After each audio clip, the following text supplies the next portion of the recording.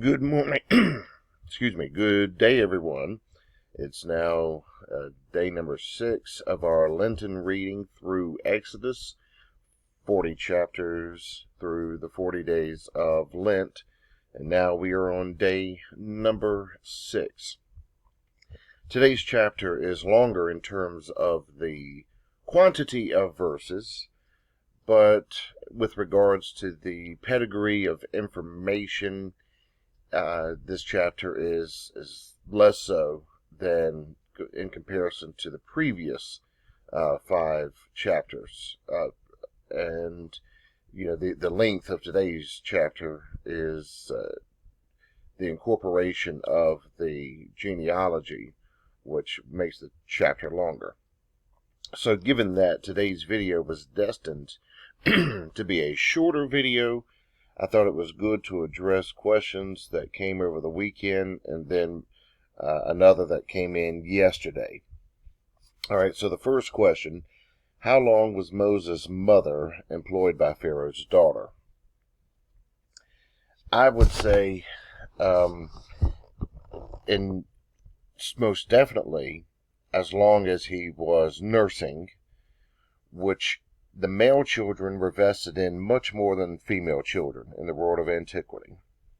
And so even in a common household, male children were breastfed twice as long as females.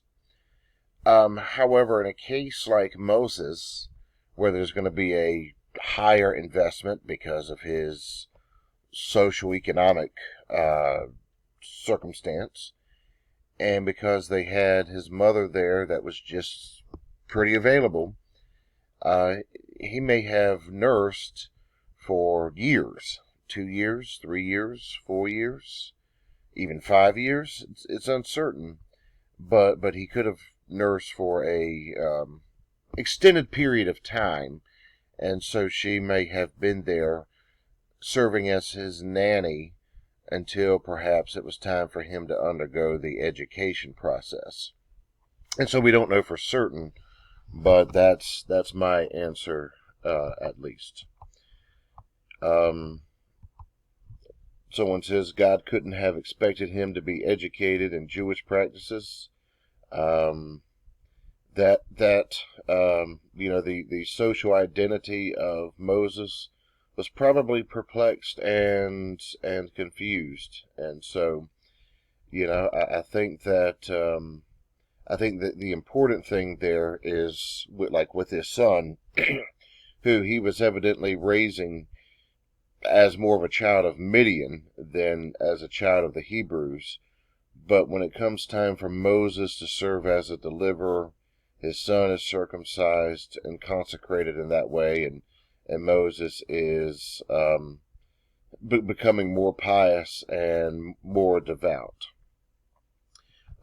Someone asked about sources, anything in writing. There's nothing in historical sources that speaks to anything, that attests to anything about the Hebrews being slaves in Egypt or their emancipation. Let's see. So somehow I think God expected too much too soon. Well, in a sense, from the human perspective, yes. From a literary theological perspective, or starting from a practical perspective, it appears that Moses is getting on-the-job training, and that it's, failure is part of on-the-job training. From a literary perspective, I think that Moses and his early, the early challenges, I think it sets up something that's twofold. Number one is it's striking how the success of the Hebrew mothers compared to now Moses, their deliverer, he didn't have the same kind of immediate success. It's kind of interesting, and it serves, as far as that prominence of the success of the Hebrew mother's resistance, it serves as a slap in the face in a satiric fashion to the Egyptians, And I think that Moses, his lack of traction, highlights that earlier part even more. Secondly, I think what this also does is, for the story to really be told, that there needs to be this stubbornness from Pharaoh, and this inadequacy from Moses. Because what's going to happen is God's going to demonstrate his superiority to the gods of Egypt, including Pharaoh, who was seen as being a deity himself. And so if Pharaoh had just let the people go and had just responded to Moses, then God wouldn't have ended up looking as good and making quite a statement.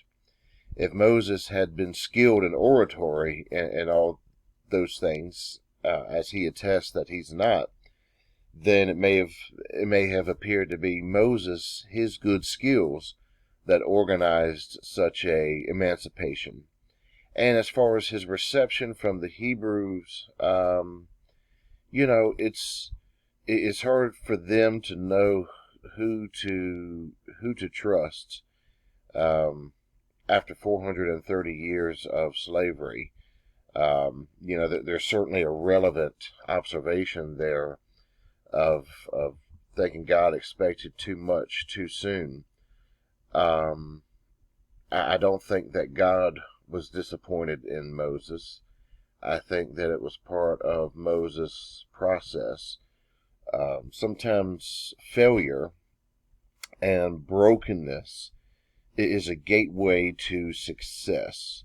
And I think that that's what the story of Exodus is about. Here are a people, a collective, who, in a sense, social, politically, they have failed. I mean, when you are in slavery to another culture, there's a certain failure there. There's a certain brokenness there.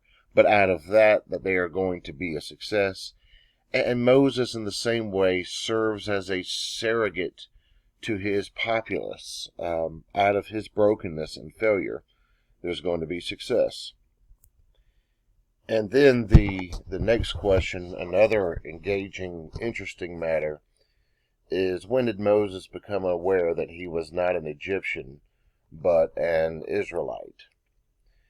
Well, it's in the world of the Bible. They were known for not keeping secrets. That everything was told. In fact, royalty, places like Pharaoh's household in Egypt, would often use deaf mutes as slaves to serve in the house. Why? Because deaf mutes could not hear any secrets, and nor could they tell any secrets. And so, it's because secrecy was something that was just was not a practice within the world of the Bible. It's called by social anthropologists that they had what was called a gossip network in the world of antiquity. They gossiped about everything, and that's the way oral cultures work. When you don't have news, TV, media, print, and things like that, you tell everything, and you get used to everything being told. So I think it may have been an open secret that Moses was an Israelite and not a Hebrew, or that he was an Israelite and not an Egyptian. And so I think Moses was likely aware for the majority of his youth that he was an Israelite. I think that was likely the case.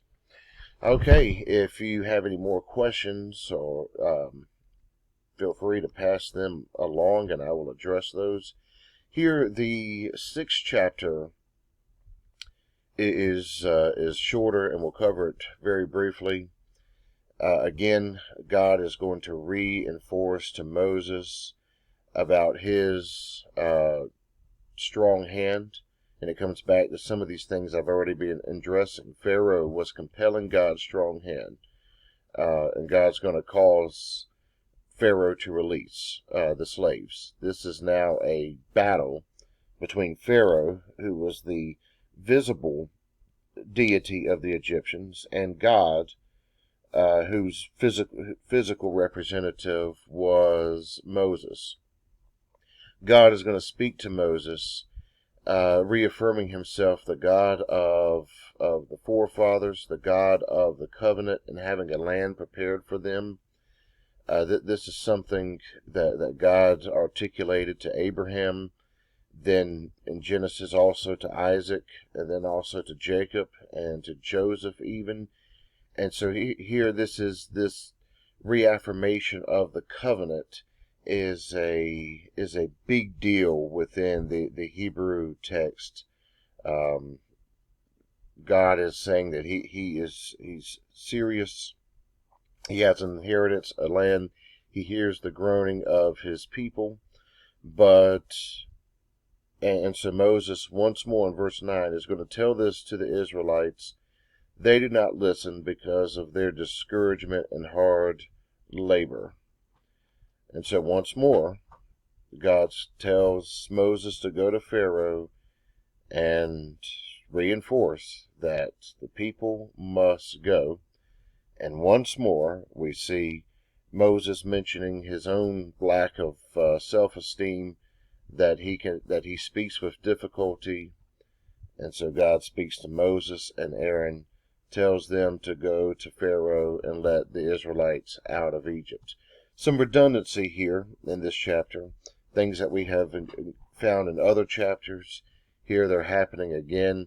It almost becomes tiresome in a sense of waiting to see when this cycle of Moses' lack of self-esteem, but God telling him to go anyway, and the Israelites being suspicious, and Moses being stubborn. When is this cycle going to be interrupted? And so, this chapter closes once again with Moses saying, "Since I speak with difficulty, why should Pharaoh listen to me?" That's a good question here for this video as it closes. Why should Pharaoh listen to me? And I think that the following chapters are going to begin to demonstrate why Pharaoh should listen to him. All right, thank you all for continuing this Lenten journey with me. Take care. I'll meet you again tomorrow.